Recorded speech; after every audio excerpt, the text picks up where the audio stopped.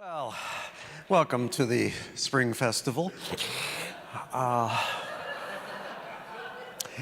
to see all of you. As these festivals go, we've had such a good time in the past and learned so much from the people who've spoken to us.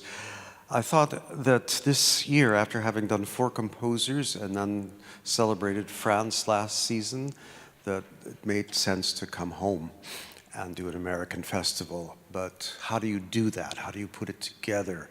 How do you do it in the middle of the deep freeze time when we're trying to attract new audiences as well as familiar faces? Well, panorama is the right word. And that certainly describes our program tonight. It's a true mixture of styles and sounds.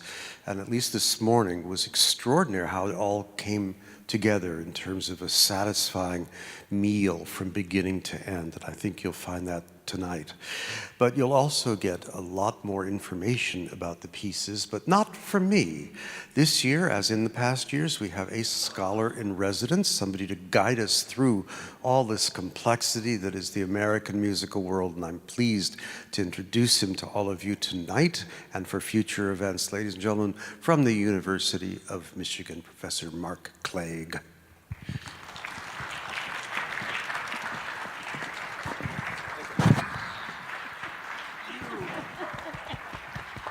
You went really well this morning. When you find out who this is. Had to steal the mic out of his hands. So I'm Mark, and this is Joan. She's a composer. I'm a historian. Composer right here, yeah. Fantastic. Living composer. They're much better for pre-concert talks, I find, Then what? than the alternative. Which is, dead. Okay. Well, we're here at the first concert of American Panorama, and I think it's Leonard didn't say it as much, but I think it's this concert that actually sort of inspired the title, because you have many pieces that are based on nature or sort of images of America. So the Grand Canyon Suite by GROFÉ sort of ends today's program, and then we have your piece, Sequoia, and then the Virgil Thompson, A Plow That Broke the Plains, another sort of piece, evoking the American landscape. And I'm a historian, a musicologist at the University of Michigan, and I specialize in American music. And one of the sort of fascinating questions that I have to talk to my students about in my survey courses, so we're getting a survey of American music in the next 6 concert programs, and I'm kicking off with tonight, is what is American music, or why is it different than any other music, or is that an important question or meaningful at all? In some ways, it's a sort of trite question. It's just music, right? It's great music. I never understood that question, actually. Yeah. I think you're better at answering that question than I am. Because I think some music it goes across the cultures. It goes across, that's the wonderful thing about music, that it does go across cultures. And when people started saying, you're an American composer, I can hear that. I'm like, I didn't know what that actually meant, actually. Mm-hmm. Can you tell me? I was thinking this. I would talk to the composer about that question. Well, I think actually composers are pretty bad at answering that question. In part because I don't think that's not what you're thinking about. And I also think composers don't like to be, as a creative person, you're not thinking of fitting in a little box, fitting in some kind of definition about what it means. And so, when someone tells you, you're part of the New York school or the Atlanta school or the whatever school, or you're an American composer, or you this kind of composer, I think that probably feels like a straitjacket rather than something that's liberating as a creative artist, I would think. So that definition isn't so much what you're thinking about, right? Yeah, we think about trying to write the best piece possible. Right, absolutely. and some of my music actually comes from a Latin culture, because I grew up in South America, and I know that there's Latin rhythms in there. But then there's also Beethoven and the Dead guys in there. There's a lot of stuff in there. And Well, and they that's- weren't American either. And that's hard about the word American, too. I mean, American Panorama, is that Latin American? Is it North American? Is it South American? You know, what kinds of different Americans are there? I mean, I think one of the obvious things you can do to make music American is to quote some melody that has some kind of part of our history, like folk song or a national anthem, right? So we're going to start off with the Morton Gould Overture and the Star-Spangled Banner, which is one of my research areas, actually. I study the Star-Spangled Banner and hundreds of different versions of it and arrangements and different texts that people have sung over the years. How do you feel about that as opposed to America the Beautiful? I mean, I love both songs. I mean, I would say American the Beautiful is a great song to sing at a time of peace when you're contemplating the beauty and the wonder of America. I think that, you know, the reason the Star-Spangled Banner, I think, succeeds as a national anthem is because it does somehow galvanize. There's a kind of, I mean, athletic kind of determination, a heroism that it takes to sing it because it has that huge, wide, you know, melodic compass of a 12th. You know, you have to hit those high notes in the football stadium, you know. So it takes some, there's a sense of commitment, I think, to singing that song that galvanizes people at times of crisis, you know, whereas America the Beautiful, I think, doesn't have that effect of galvanizing people at a time of crisis. It's more of a sense of contemplating the beauty and the wonder of America. Okay. I'm not convincing you on that one. I actually wrote a piece called Made in America, and right. the main theme is America the Beautiful, which I think should be our national anthem. Sorry. That's all right. That's the beauty of America, is you can disagree. We got a democracy, right? Maybe that's one of the things that makes American music American, right? Is we can't agree what it is. But quoting a piece of music, or in the Virgil Thompson, right, there's a bunch of folk songs that are evoked, cowboy songs, and that can make music American on one hand. I think another thing you can do is be inspired by something American, the Grand Canyon Suite, or the Dust Bowl, you know, writing about the New Deal, which is what the Plow that broke the plains, or writing about a beautiful tree, right? Do you want to talk a little bit about Sequoia, which is your piece on the concert? The thing, I was trying to find an image in nature that involved balance. And the thing about the Sequoia trees that's so amazing is, if you've seen them, that they're very, very tall and they're very wide. And the act of balance is just amazing to me, that this tree could keep going higher and higher, like a tall building. And so this piece is about balance, actually, going from one side of the, in musical terms, register, going from down to up, that kind of balance. And then there's the rhythmic balance of going fast to slow. And then there's the textural balance of going thin to thick. The piece is just littered with the idea of balances on all musical levels that I could come up with.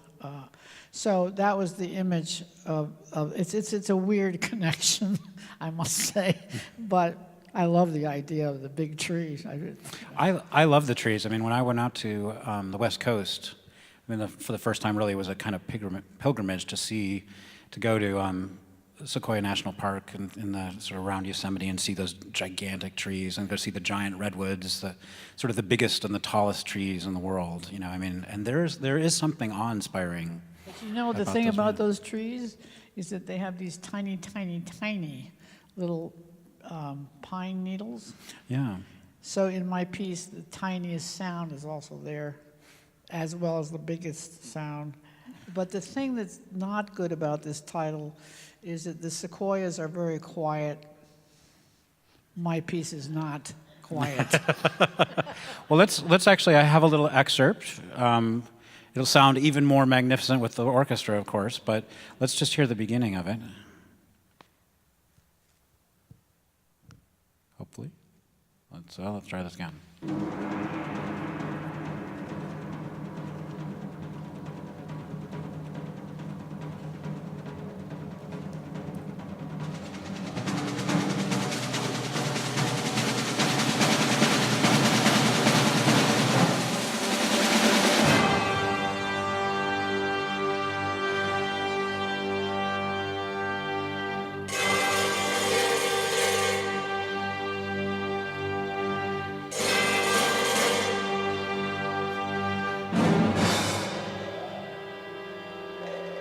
So yeah, not a little pine needle.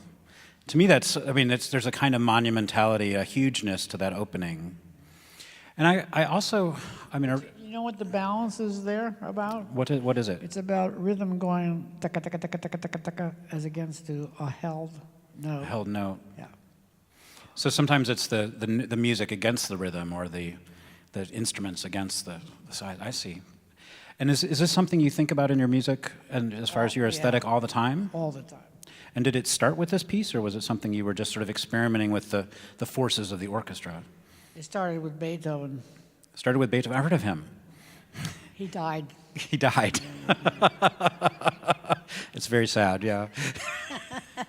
No, I played a lot of his music at the piano, and the thing I started noticing about him is this kind of thing we're talking about, balance.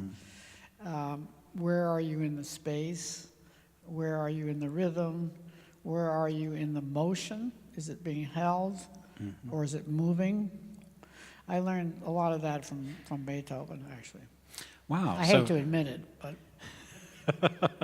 Well, Beethoven also, of course, is, I mean, in some ways, if we looked at the kind of stereotype of the composer, right? This sort of misunderstood genius, this huge figure of sort of volatile creativity, you know, the revolutionary changing music.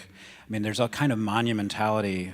I mean, when I hear that opening, I hear the sort of hugeness of Beethoven as well as I hear the hugeness and the monumentality of these trees. And is that, you know, I mean, famously Brahms, right, was the anxiety of influence and was worried about living up to the notion of Beethoven. When you started composing after playing a lot of Beethoven, was that a model for you as a composer, or were you thinking about the challenge of the need to be revolutionary or different? Or? No, not really. But I think range plays a big role in my thinking. From big to small, from fast to slow. But you have to make it work in an architectural kind of way so that it makes some kind of narrative that's exciting. And what's the narrative of this piece, of Sequoia? It's about these kinds of things, but it's also about pedal points that go up and down over a long period of time. So the first one goes from a G to a B flat, I think it is. This piece is 40. This is sort of your first big piece for orchestra, This right? is almost 50 years old. No, almost 40 years old. This is my first orchestra piece, which was really hard to write because I was going into waters that I wasn't too familiar with. But it's about going up and down in pitches and in registers. There's a long-range narrative. And do you think of it in different parts, like different movements, even though it's one continuous piece? There are big sections, yeah, fast, slow, fast kind of things. Yeah. Great. Well, I'm just going to be really exciting to hear it. I think we can talk a little bit about these other composers. Did you ever work with Leonard Bernstein, or what does his music mean to you? I met with him once when he was conducting the French orchestra. I forget the name of it, but I have never worked with him. No. Yeah.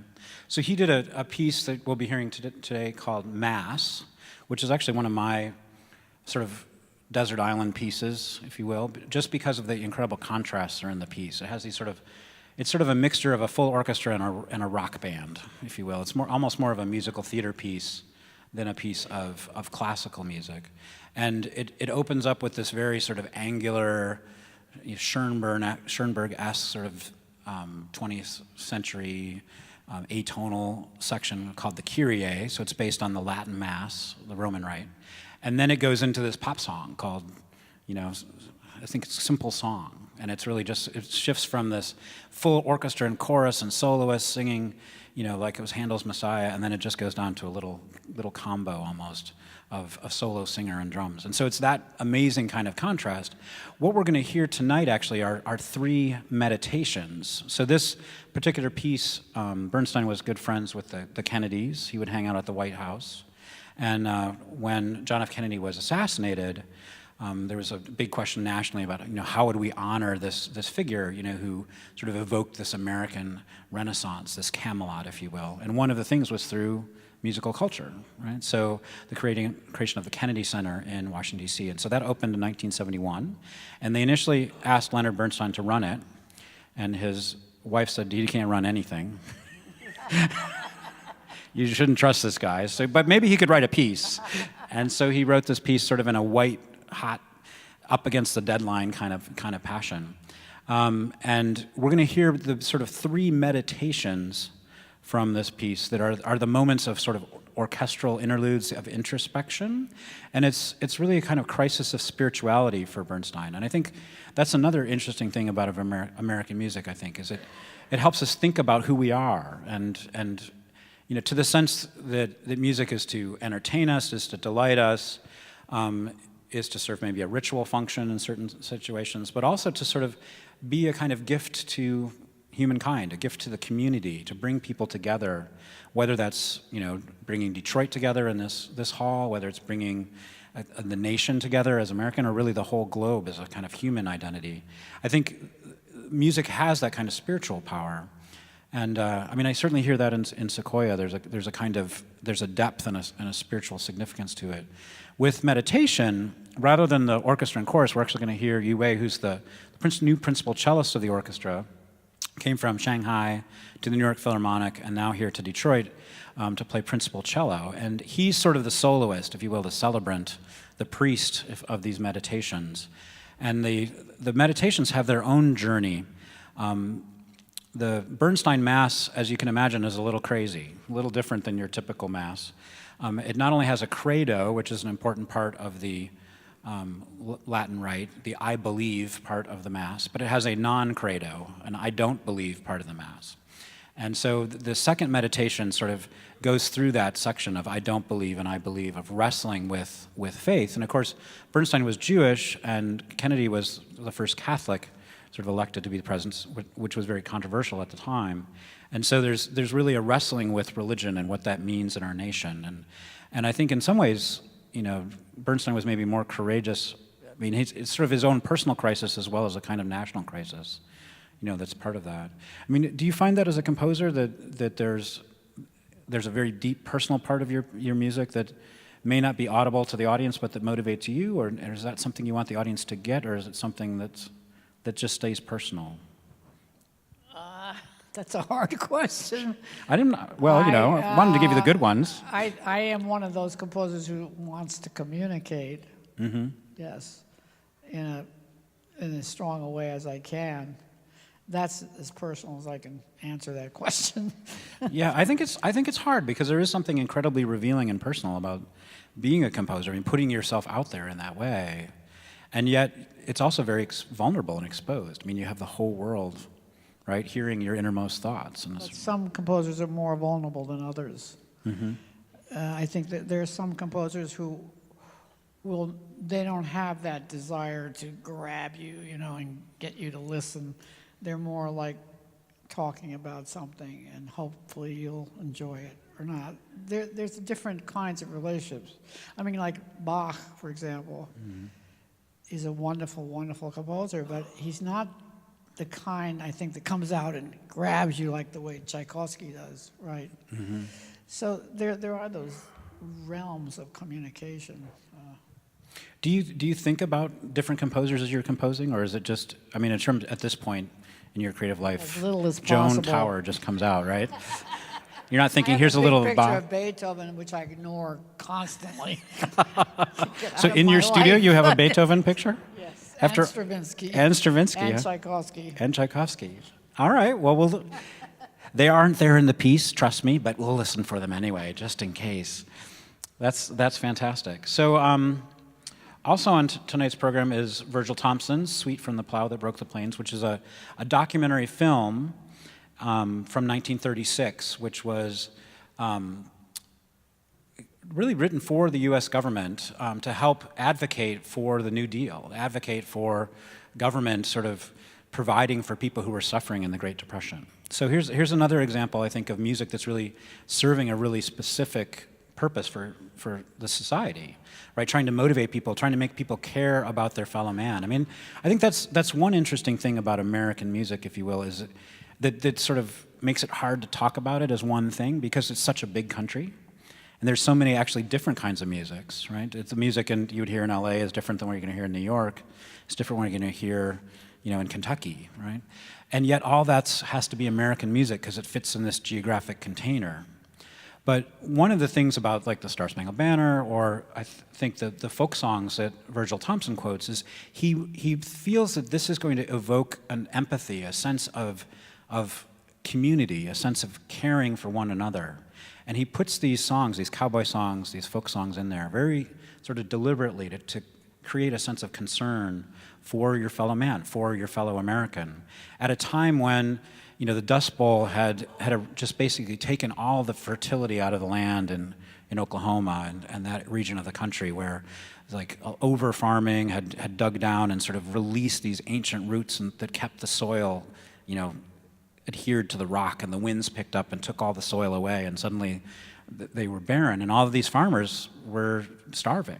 And then they all got in their trucks and went to California, and they were having a depression there too. So it was a very desperate time, and that was a moment where the government came in. And so this, the Dust Bowl is usually, the first round is 34, 36, and it goes all the way up through 38.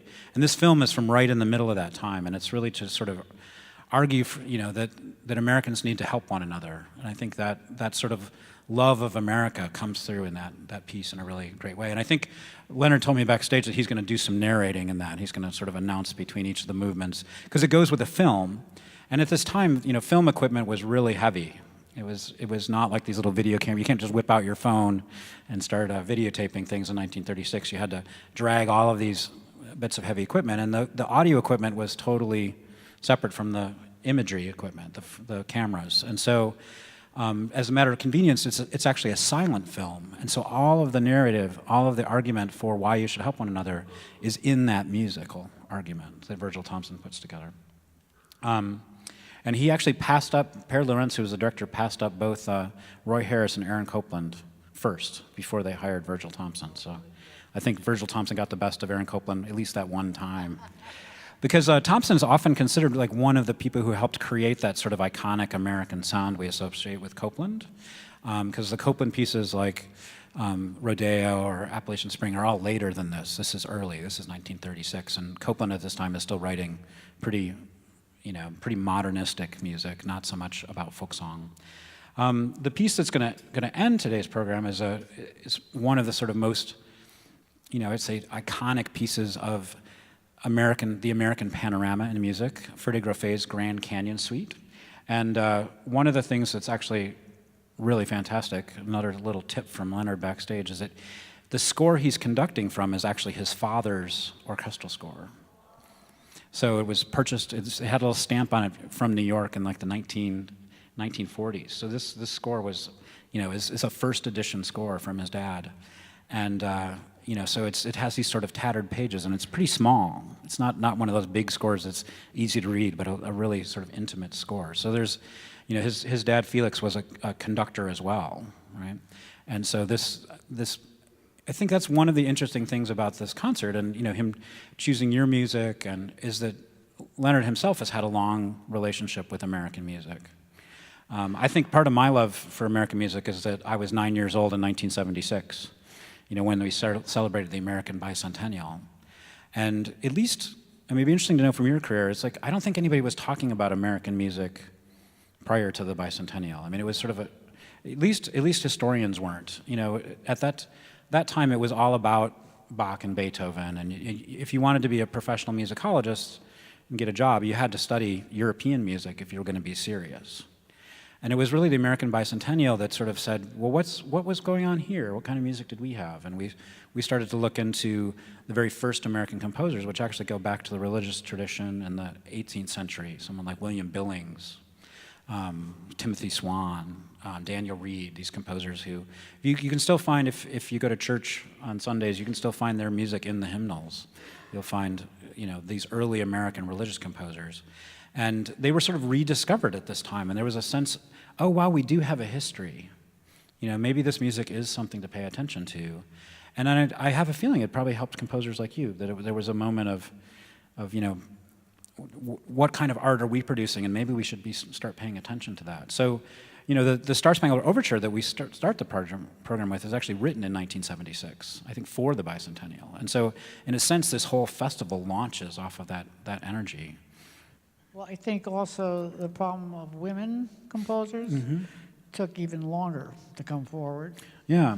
And even later than that, actually. What was the turning point, do you think, in that, or has it happened yet? Well, I think the feminist consciousness raising thing in the 60s helped, because it brought an awareness to the problem of where are the women. And in music, it was a big question mark. Where are they? Right. Because they weren't being heard at all, hardly at all. And so then biographies started getting written. Festivals, many festivals, which I attended, started happening. And suddenly the knowledge that there were women in the past, mostly associated with men, because that's the only way the materials could Like survive. Claire Schumann or someone like that, right? Schumann, Fanny Mendelssohn, a whole bunch of people going back to Sappho, right? So that history is a very interesting one, which is even later than the American one. Yeah, and was there a particular role model for you, or what do you think gave you the courage or the desire to be a composer? There were no, I didn't have any women in my studies. There were no recordings. I didn't have any role models. My role models were males. Yeah, You know, that Beethoven guy we keep talking about, yeah. Beethoven, God. And has that been exciting to you to see so many other, we have Christy Custer, one of my colleagues from the University of Michigan, has a piece that's going to be performed later in the festival. We have Leonard's wife, we'll be hearing her music as well, Cindy. So I think it's pretty exciting with this festival that women are part of the soundscape of American music, as Leonard has envisioned the American panorama, and that to me is really exciting. Leonard has been one of the most important conductors for us living composers, because he knows the composers and he likes certain composers, and he has a relationship to them that's very real. It's not like, oh, I should do a contemporary piece kind of thing. It's like, I like this piece kind of thing. And he's taken a lot of stands on that over the years, and he's much appreciated among composers, living composers. And a champion of American composers, and he's a composer himself, I guess. So what is it like were you here for rehearsals and sort of coaching at all? Or I just got here today. You just got here today. Sorry. I have a 91-year-old husband who needs me. So I understand. could only get to this concert, sorry. Well, we're really, really glad you're here, and we're glad you're enjoying the warm weather of Detroit at this time of year. Do you have questions? I don't know. Are there any questions? That's a great idea. Yeah. Speak up. Yes. How do you get all the musicians and instruments to play when you want them to and all be together? How do you want it to come up? So the question is, how do you get everybody to play together and do what you want to do? How do I get all the musicians together and get them to play what I want? One note at a time. It takes a long time to get to figure out how to do that, because you have to know the instruments, you have to know the notation, because these people are reading music. So your soul has to go through this very precise notation. It's almost architectural blueprint, and it takes a few years. Do you have a really clear vision in your mind and then you translate that, or does it sort of arise from the process of writing it down? It arises. Arises, yeah. Yeah. Yes? I was curious to know that when a composer hears their music performed, is it difficult to be detached from the presentation of your piece? If you hear it played by different pieces or different orchestras, is it difficult to have your vision put before you and have to react to what others see it as? So the question is sort of, what is it like to be a composer and hear your music played back at you? Is that... Well, it's torture. Because you have to imagine that you're an architect and you're putting, 2x4s and 6 inches this way and 7. It's all very, very precise, the notation. And then suddenly the building goes up. Oh my God, did I order pink walls there? And the reality is quite mind-boggling. But as you go on, you get a little better at it as time goes on. But it's for me, it's torturous. Now, do you revise a piece if you decide, I didn't actually want constantly. pink? Constantly. Oh, yeah. When I wrote my concerto for orchestra for the St. Louis Symphony, I got shingles afterwards. Ouch. That does sound painful. Well, we hope you don't have any pain tonight, and we hope you really enjoy the concert. This is an old This one is child. okay? All right. Well, thank you so much for joining us, Well, Joan. thank Thank you you. all in the audience, and I will see you tomorrow night. I'm going to be here for all 10 concerts in this series, and we'll go on this journey together. I'm excited. Have a great time.